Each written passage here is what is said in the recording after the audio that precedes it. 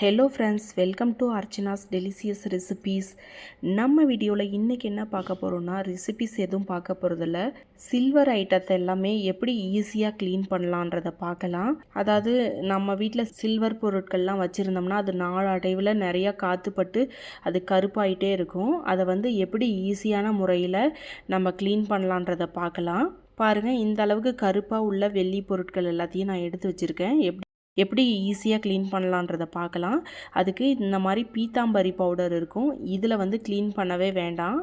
நானும் இதை ஃபஸ்ட்டு தெரியாமல் இதை பவுடரை வச்சு நான் க்ளீன் பண்ணதில் இந்த ஐடல் எல்லாமே ஒரு மாதிரி ஸ்க்ராட்ச் விழுந்த மாதிரி ஆயிடுச்சு. அதாவது அதோட பாலிஸே போன மாதிரி ஆயிடுச்சு. அதனால் அதில் நீங்கள் கண்டிப்பாக க்ளீன் பண்ணாதீங்க.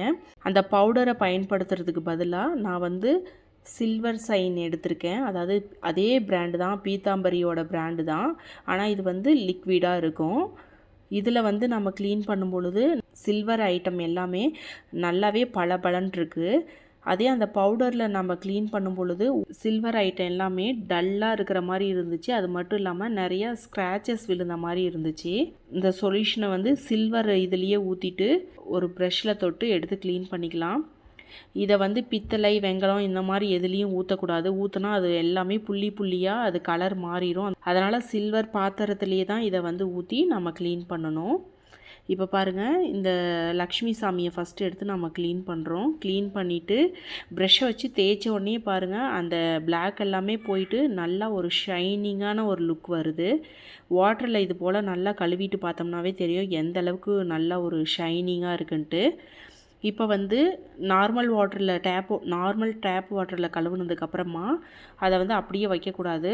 நல்ல தண்ணி இருக்கு இல்லையா, அதை ஒரு கப்பில் வச்சுட்டு அதை திரும்பவும் அதில் போட்டு நல்லா கழுவிக்கணும். அப்போ தான் நம்ம நீண்ட நாளைக்கு சில்வர் ஐட்டம் கருக்காமல் அப்படியே வச்சுக்க முடியும்.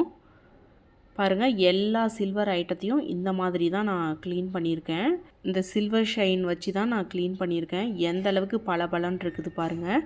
அதே இதுக்கு முன்னாடி பவுடர் வச்சு க்ளீன் பண்ணும் பொழுது எல்லாமே ஒரு ஸ்க்ராட்ச் விழுந்து ஒரு மாதிரி டம்மியாக இருந்தது. கொஞ்சம் கூட ஷைனிங்கே இல்லை.